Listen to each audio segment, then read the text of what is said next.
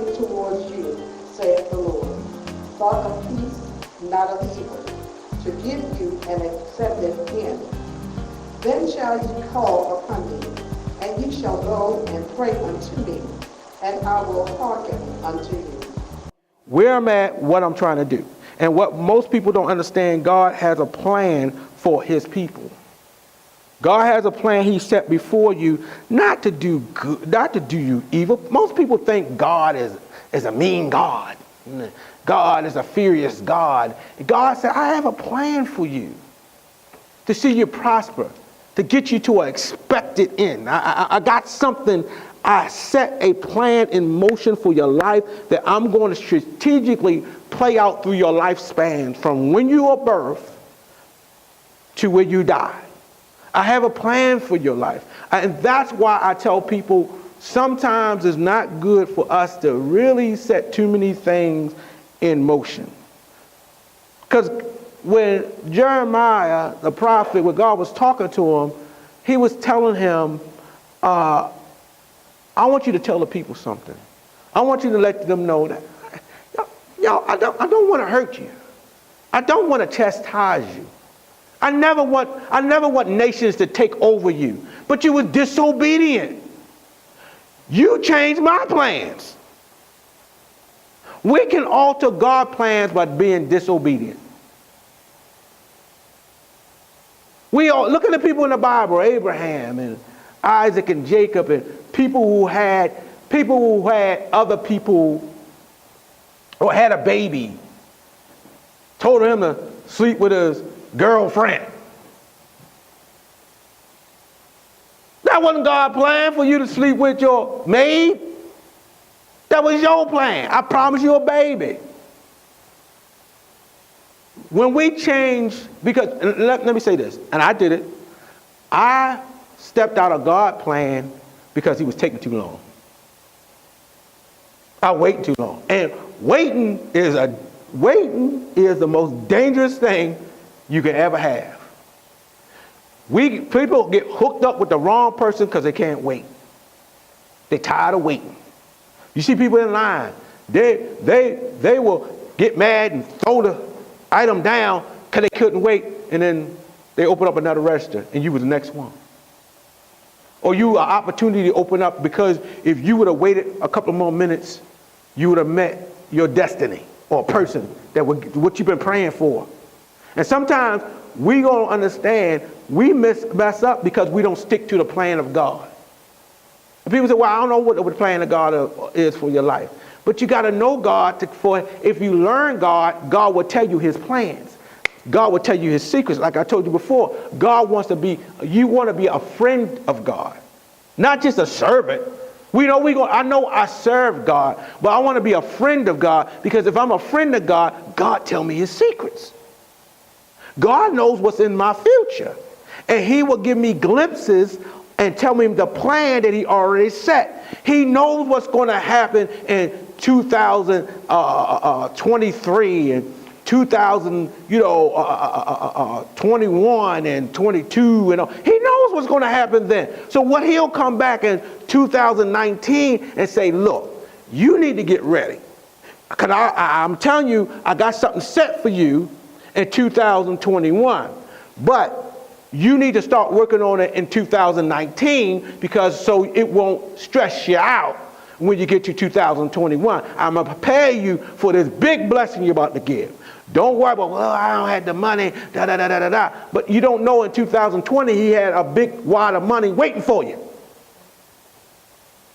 He needs you to do what you need to do so you can prepare you, work out what you got, work with what you got in 2019. I'll give you the money in 2020. You can ready blow up in 2021.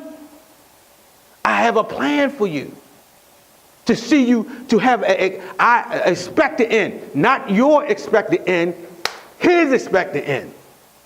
See, mistake I made, and I did have expected end. A lot of things I didn't expect. Bad and good happened to me. But if I dwell on what bad happened to me, then you know what? I couldn't move.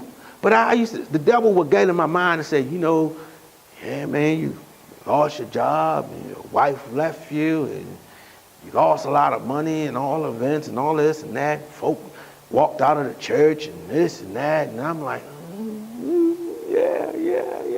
I ain't expect none of that. But then God said, well, you still got your house. You got a $3 million building. You're doing good. Look who you know now. You know this person. You know this congressman. Look at the influence you got, and look at, and even you're older. Look at how good you look, and you're in the best shape of your life, and da. I'm like, yeah. But if I look at it at God's plan, God knew I was going to be here. God told me already, and I ain't lying. God told me how long my relationship, my marriage is going to last. He did. He told me that on my honeymoon. And it happened. It happened. And I'm going to fight not that it happened. But I got to say, well, God, why you told me? Because you're my friend. I prepared you. God tell me stuff I got to do right now to prepare me. God said, don't worry about that. I got somebody for you. Don't worry about that. I got your money. Don't worry about that. What I need you to do is start working on expanding some things here. I said, well, God, I ain't got this yet. I got to wait for them. He said, don't wait for them. Don't do nothing major, but do the minor stuff right now to get ready. Do this, do that. You need to do this and that first, so you don't need no permission to do this and that first. We'll get that done. Then when you finish that, I'll open up the door. And if you keep doing the plan of God, Bible says from faith to faith, to glory to glory. First of all, do the first steps first before you ask God for more. Why you ain't finished? If you ain't finished A, B, and C, why you asking for D and F? Finish A, B, and C first, so God can measure you and can trust you to get it done.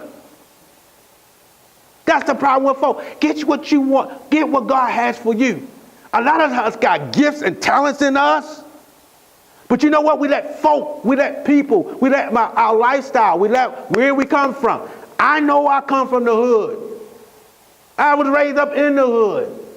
I walk around like we walk around the neighborhood like folk was like the Walking Dead. We could have get the whole cast of the Walking Dead out of Vine Street. I ain't lying. They all drugged up, scratching. They walk around saying, I'm not lying. Scotty had all their bodies. That's what they were gone. Strung out. I had a boy, my sister, she had some stuff going on with substance abuse. I was talking to one of my buddies, and you talking to somebody. I ain't lying. I was sitting there, hey man, how you doing? Yeah, I'm doing all right. Hey Ty, how you doing, man? How you doing? How you doing? He all mummied out, like a zombie. Like I'm playing a video of Resident Evil or something. Looking at him like, man, you're terrible. Yeah, man, yeah, you know, things are hard. Yeah. He never fell, but he never fell. And yeah. And started right where he stopped. And I'm sitting there like, dude. And these people I used to look up to. These people I used to admire. These people who had back in the 80s and 90s, they had the Cressidas and the Jettas, and they were money, had shoes on. They had Jordans. Jordans been out for a long time, y'all. Had Shellhead Adidas and all this, and Patrick Ewings. They had the NBA jackets, the fur coats. They had diamonds and rings, and they called them the big old dookie ropes. They had all that. And now I see them walking around. Was that God's plan for their life to be strung out? No. Was that plan for God for a 21, 22-year-old young man to die? No. Was it that plan for that woman, that man to catch AIDS? No. That's not the plan God had for you. He ain't planning for you to have expected end.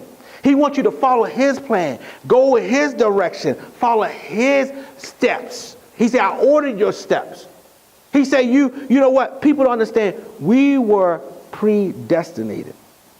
We were Pre-designed. Romans 8:28 said we are predestinate. We had a pre means before. Before you, what he said, before the foundations of the world, I knew you. And know mean in the Bible mean intimacy. Some words mean intimacy and some meant sex. Abraham knew Sarah. When he know, but it means when God said I know you in the spiritual realm means I know you. I'm intimate. I'm into you. Intimacy means into you. Into me. Are you into me? That's intimacy. Into me. And God said, I knew you before I created the world. And I had a pre-design, a pre-direction, a preset for where you go. Where I wanted you to go when you were born, who your family. I picked out your family, your color, your neighborhood, your experiences. Now, it was up to you to make one big word, decision of which way you're going to go. Bible says I choose life and death. He tell you, he gives you a choice. He said, did he give you the answer? Please choose life. But I set before you life and death. What do you mean? What's going to make your life live and prosper? Or what your choice is going to be to make you die and decay? Are you going to be a businessman or are you going to be a bum? Are you going to go to school, college, trade school, create a business or work, be a hard worker? Or are you going to just hang out in the corner and sell narcotics? Life, death. But my plan is for you to prosper. My plan is for you to have a good end. And he said, no matter what happened, he said, all things work for together for them who love the Lord and call to his purpose. The good, the bad, and the ugly. If something bad happened to you, if God has something planned for you, he'll take your mess ups, your hiccups, everything you just blew it. You blew it for 5 years. God will take that in consideration when he designed you. So he said, the years that the cankerworm, the pomegranate worm have eaten, I'm going to reduce it. What you lost in 5 years, I can give you back in 5 days. He said, it doesn't matter. I'm going to make sure if I need you to be a certain place in 2020, even though you got locked up, even though you got in jail, whether you did good or not, I'm going to make sure I'm going to work everything out to get you to that place. No matter what you do. Because you know what? And he said, it's easier if you follow the plan. Now, the mistake we make our plan.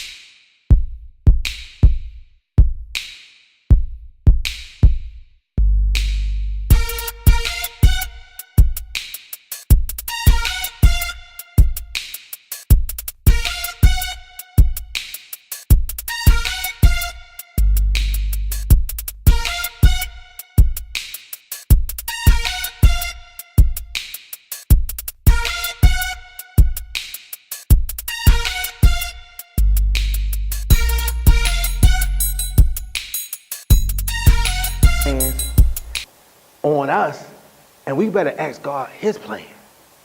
Because you know what? I found out God changed all my plans. First of all, I wasn't planning on being nobody's pastor. I was planning on being a club owner. Because I love running the clubs. We were doing parties every weekend. I threw the most weirdest parties. The weirdest parties. I don't know how I got involved with it. I had a party. I ain't lying. I threw this party. And it was really a baby shower. And I had a bunch of pregnant women at this party. It was lit. And I'm dancing with pregnant women. I'm like, how did I get here? Then somebody had me throw a party at this, it was a special needs school. I don't know why. That was off the hook. But they were having a good time. And I'm up there partying, had people wheeling the wheelchairs and stuff. I was just doing crazy stuff, but I was making money.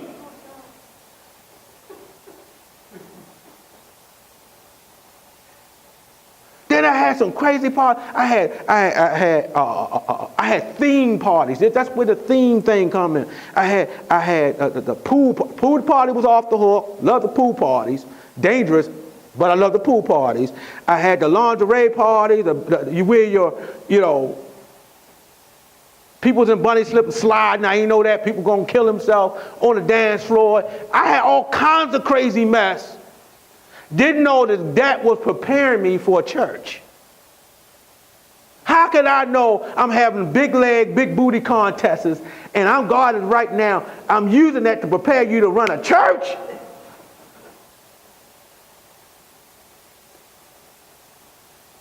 What kind of debauchery is this? I knew I was going to hell, but I enjoyed every bit of it. And you know what? I was a con with it. Because I had about 5 girls I gave them a little money to, and I make sure, you wear that little skirt, and that's how I get the dudes in. And I make sure girls, the ladies get in free from 10 to 11. The women was packing it out. And I cut the door off and made them charge them something. But I knew if I get the women in there, I get the guys. And I overcharged the guys to make up for the girls that got in free. Don't take my ideas. They were corrupt. But that's what I did. But I planned that out. And I followed that plan. And it prospered for a moment. Until God, when I was going on, I was getting ready to set for a party, and I was going 695, and I slid on some water. I hit the corner, bounced off, and I was spinning, going the opposite way in 695 traffic. And I knew I was going to die. And I was spinning my wheel. I was like Speed Race. I was spinning. I said, I'm dead, Lord. I'm sorry. In the midst of my spinning, I said, Lord, I'm sorry. Forgive me, Lord. Because I was in church. I knew what to do. I said, I'm about to die. Let me say I'm sorry to God. But I heard it was audible. It was like I'm talking to you right now. And it wasn't nice. It says, serve me or die.